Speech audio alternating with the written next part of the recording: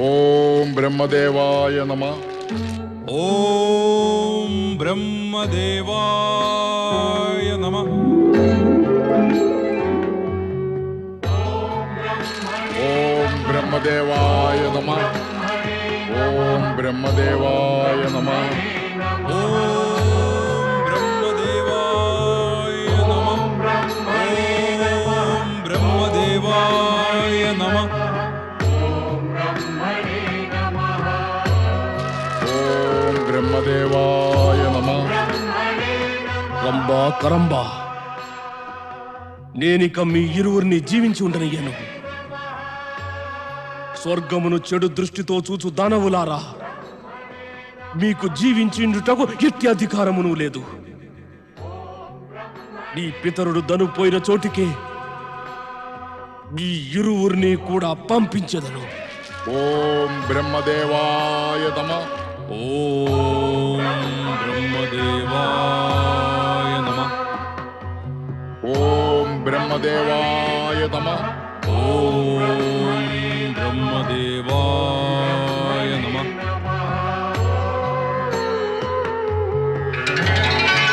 ఓం బ్రహ్మదేవాయ నమః.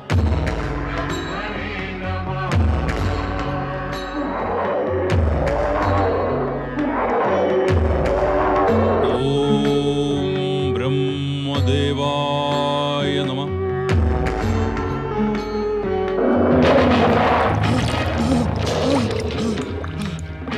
భ్రాతారంభ, భ్రాతారంభ, రక్షించు భ్రాతారంభ, భ్రాతారంభ రక్షించు, రక్షించు భ్రాతారంభ.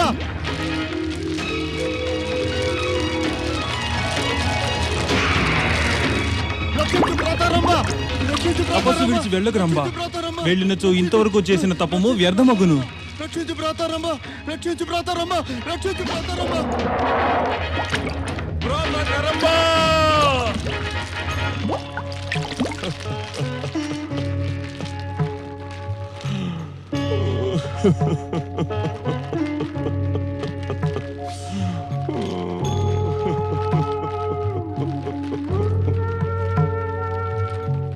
భ్రాతకరంబ,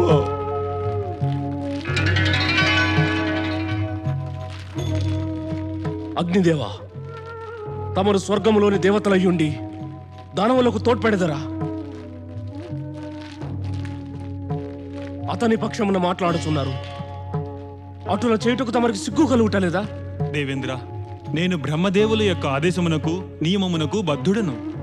ఏ ప్రాణి అయినా నన్ను ఆవాహన చేసినా, అతడు మానవుడైనా దానవుడైనా పాపిగాని లేదా పుణ్యాత్ముడైనా నేను వారి సమ్ముఖమున ప్రత్యక్షమవ్వవలసినదే. పంచాగ్నిలో నా ఉపస్థితి విధి విధానమును బట్టి అతి ఆవశ్యకము అనివార్యము కూడా. విధానముననుసరించి యజ్ఞకర్త అగ్నిని సంతుష్టుడిని చేసి కఠోర జప తపం ఆచరిస్తే అతడిని రక్షించే బాధ్యత కూడా నాదే యగును. ఇక బాధ్యతల పాఠము నేను తమని వద్ద నేర్చుకునవలనా? కర్తవ్య శిక్షణను మీ నుండి గ్రహించవలసి ఉన్నదా? మరిచావా అగ్నిదేవా, మేము స్వర్గాధిపతి ఇంద్రులమని? తమరు స్వర్గాధిపతియే. ఈ వాస్తవమును తెలియచేయుటకు ఏమి ఆవశ్యకత ఉన్నది? సకల జగతికి తెలుసు తమరు స్వర్గాధిపతి అని. ఇక సకల జగత్తు ఎరిగిన వాస్తవమును అది నేను కూడా ఎరుగుదును. వాస్తవం గురించి మాట్లాడుచున్నావు. వాస్తవం అని అనుచు మేమిచ్చటికి దైవ శత్రువులైన రంపకరములను అంతమొందించవచ్చాము అన్న విషయాన్ని కూడా మర్చుచున్నావు. వీరిరువురి ఉపస్థితి స్వర్గానికి దేవతలకు హితమైనది కాదు. దానవులు జీవించి ఉన్న ఎడల దేవతలు ప్రసన్నముగా ఉండగలరా? తమను దేవతలే, దానవులు తమరికి శత్రువులే. ఏదో ఒకనాడు తమరిపైన విరుచుకు పడవచ్చు. తమరికి తమ రక్షణ గురించి చింత లేదా? నాకు నా రక్షణ కన్నా నా బాధ్యత, కర్తవ్యము, ధర్మము ఎక్కువ ముఖ్యము. శరణు కోరిన ప్రాణికి సహాయం చేయుట నా ధర్మము. నిస్సందేహముగా తమరు మా అధిపతియే, మాపై అధికారము కలదు. కానీ ధర్మము, బాధ్యతల స్థానము తమరికన్నా గొప్పవి. అగ్నిదేవా, తమరు వాస్తవమును గ్రహించక క్రోధితులగుచున్నారు. తమరు స్వార్థపూరితులైపోయి క్రోధముగా ఉన్నంత కాలము సత్యమును తమరు ఎప్పటికీ కూడా గ్రహించనే లేరు. ఇప్పుడు మా సముఖమున ఉన్న అతి పెద్ద సత్యమిదే. మేము చేయబోయే పనితో దానవ వంశ భవిష్యత్తు శాశ్వతముగా నిర్మూలించబడాలి. కరంబుడిని అంతమొందించి వేసినాము మేము. ఇప్పుడిక నీ వంతు. వజ్రమా!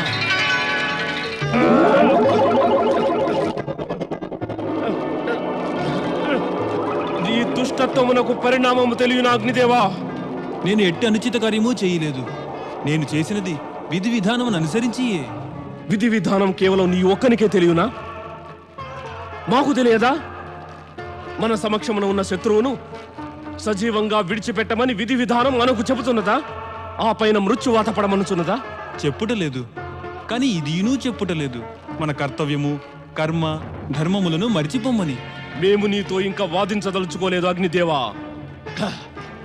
నీ దుష్టత్వమునకు దండన ఏమంటే ఇక నీవు ఎన్నడూ స్వర్గలోకమందు ప్రవేశించలేవు.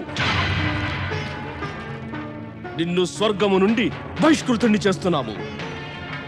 దానవులను రక్షించి నీవు స్వర్గలోకమును ఉండే అధికారమును కోల్పోయావు.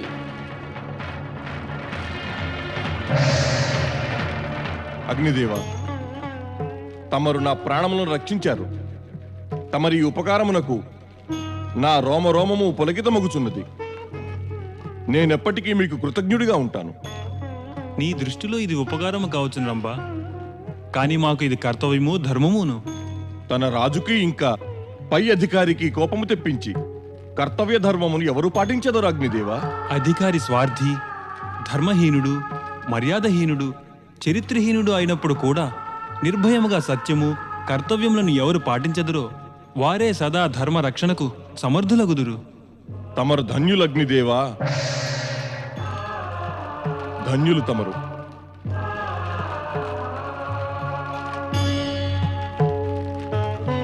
ఓం బ్రహ్మదేవాయ నమః.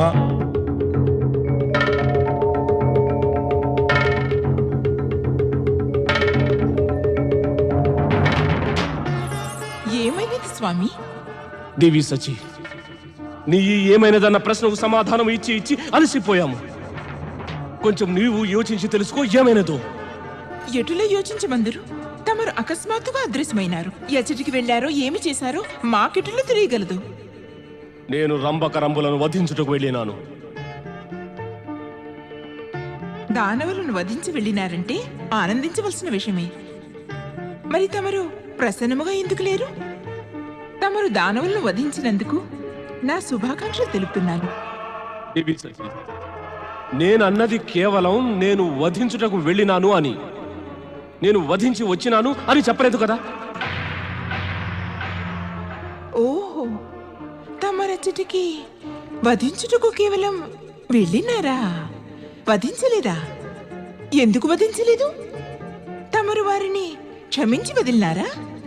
లేక తమరి మనమున వారిపైన కరుణ జరించినదా? నేనేమైనా తప్పుగా అన్నానా స్వామి? ఈ మధ్య నీవు ప్రశ్నల వర్షమును అధికంగానే కురిపించుచున్నావు. ఇదే నీ తప్పుగా తెలుసుకో దేవి సచి. ఎందుకు తప్పనుకోవాలి? పత్ని తన పతిని ప్రశ్నించుటను, తమరు ఆమె చింత, కర్తవ్యము, ధర్మములను ఎందుకు తెలియరు? ఓ విధాత, ఓ విధాత, నీవు అగ్నిదేవుని వలె ధర్మము కర్తవ్యముల పాటే పాడుచున్నావు. అగ్నిదేవుడు ఎచ్చటి దేవేంద్ర? ఎంతో కాలముగా వారి దర్శనమే కాలేదు. ఇక ముందెప్పుడు కలగదు కూడా వరుణదేవా. ఎందుకు?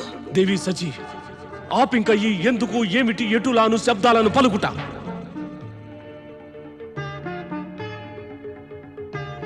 తమరు అగ్నిదేవుని విషయమే ఏదో చెప్పుతుంటారు దేవేంద్ర. అవును, అగ్నిదేవుని మేము స్వర్గము నుండి శాశ్వతముగా బహిష్కృతుని చేసినాము. అట్టి అపరాధం ఏమి చేసినాడు అగ్నిదేవుడు? ఘోరము, భరింపరాని అపరాధము చేసినాడు. విద్రోహం చేసినాడు మాతో. దేవతల పక్షమును త్యజించి దానవుల పక్షమును చేరినాడు. దానవుల యొక్క ఉద్ధరణ కొరకు ఆ బ్రహ్మదేవుని వరములను పొందుటకు ధనుపుత్రులు రంభకరంబులు ఘోర తపము చేయుచుండిరి. స్వర్గము దేవతలను రక్షించు నిమిత్తమున మేము వారిని వధించుటకు వెళ్ళినాము. కరంబుని వధించి వేసిన పిమ్మట మేము పంచాగ్ని అందు కూర్చున్న రంబుని వధించబోతుండగా ఆ అగ్నిదేవుడు తన జ్వాలలతో అతనికి కవచము నేర్పరిచినాడు. మమ్ము వానిని వధించనీయలేదు. మేము నచ్చ చెప్ప చూడగా మాకు ధర్మము కర్తవ్యములను బోధించసాగాడు. మేము కూడా అతన్ని స్వర్గము నుండి బహిష్కరించి అతని అహంకారమునకు దండన విధించినాము. అనగా అగ్నిదేవుడు తమరి ఆదేశము కన్నా తన కర్తవ్యము ధర్మములకు అధిక ప్రాధాన్యతనిచ్చినాడా? ఆ తప్పునే చేశాడు అతడు. అట్టి తరుణమే వచ్చి నేనో లేక పవనదేవుడో మా యొక్క బాధ్యతను విధి విధానమును నెరవేర్చుటకు తమరి ఆదేశమును పాటించలేకపోయినతో మమ్ములను స్వర్గము నుండి బహిష్కరించేదరా? వరుణదేవా, అట్టి తరుణము రాగలదని మీరు ఊహిస్తున్నారా? అగ్నిదేవుని స్వర్గము నుండి బహిష్కరించిన తరుణము ఊహాతీతమే, కానీ అది జరిగినది. భయము స్వార్థములకు వశీభూతులై అనుచిత ఆదేశమును పాటించుట కంటే కూడా కర్తవ్య పాలన చేస్తూ బహిష్కరింపబడుట అధిక శ్రేయోదాయకం దేవేంద్ర. అగ్నిదేవుడు శ్రేయోదాయకమనేదే చేసినాడు. సమయం వచ్చిన మేము కూడా అగ్నిదేవుని తప్పక అనుసరించుదాము.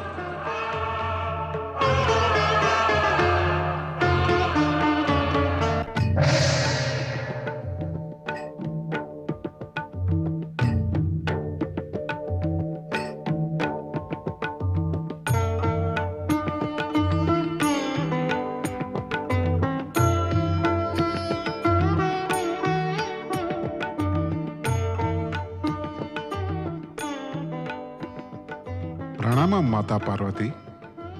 మాత, తమకెందుకు ఈ శివభక్తుల మీద కోపం?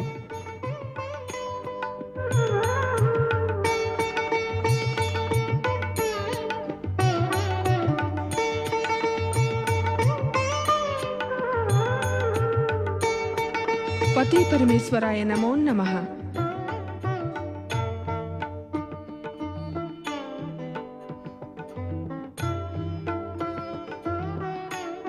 నన్ను ఉపేక్షా దృష్టితో చూడకండి మాత. నా వల్ల ఏదైనా అపరాధం జరిగితే నన్ను క్షమించండి.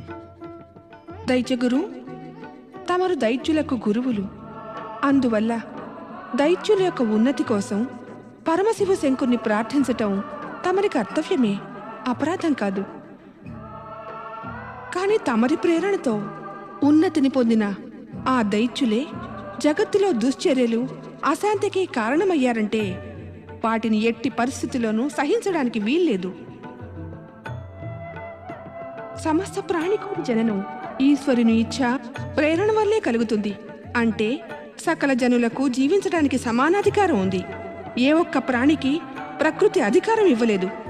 ఇతరులకు ప్రాణహాని కలిగించేందుకు గాని, అత్యాచారాలు చేసేందుకు గాని. అలా గనక అయినట్లయితే ఈ ప్రపంచంలో అందరికీ తెలుసు, మీకు కూడా తెలుసును, దుష్టులను భగవంతుడు దండించకుండా వదిలిపెట్టరు అని. సృష్టి నిర్మాణ కాలం నుండి ఈ వేళ వరకే కాదు, ప్రళయకాల పర్యంతం అటల సత్యం ఏమంటే అత్యాచారాలు ఎవరిపై చేస్తారో ఆ బాధితుల కన్నా అధిక బాధను ఆ అత్యాచారులే అనుభవిస్తారని. ఈ అటల సత్యాన్ని తమరు కూడా గ్రహించాలి, ఆ దానవులు కూడా గ్రహించాలి. దండన రూపంలో ఆ భగవంతుడు విధించే బాధను అనుభవించకుండా తప్పించుకోగలరు. నేనేం చెప్పాలనుకున్నాను మీరు గ్రహిస్తున్నారా దైత్యగురు? గ్రహిస్తున్నాను మాత. మీ కోపానికి కారణం నేను గ్రహిస్తున్నాను. ఈ జగత్తులో ప్రాణులందరికీ జీవించి ఉండే అధికారం ఉంది. జీవించి ఉండేందుకు ఇతరుల యొక్క జీవితాలకు మనం కష్టం దుఃఖం కలిగించటం ఏమాత్రం ఆవశ్యకం కాదు. నిస్సందేహంగా అది దైత్య ప్రవృత్తి. అందుకనే నేను దైత్య సాంగత్యం వదిలివేయ నిశ్చయించుకున్నాను. దైత్య గురువులే దైత్యుల సాంగత్యం వదిలేస్తున్నారా? అవును మాత. ఇప్పుడు వారు నా ఆజ్ఞను అవహేళన చేస్తున్నారు. అయితే మరి తమరి కైలాసం రాకలోని ఉద్దేశం ఏమిటి? మాత, ఎప్పుడైతే సందిగ్ధంలో పడతానో అప్పుడు నా ఆరాధ్య దేవుడైన పరమేశ్వరుని శరణు కోరి వచ్చేదను. వచ్చి వారి ఆదేశాన్ని మార్గదర్శన ప్రాప్తిని పొందేదను.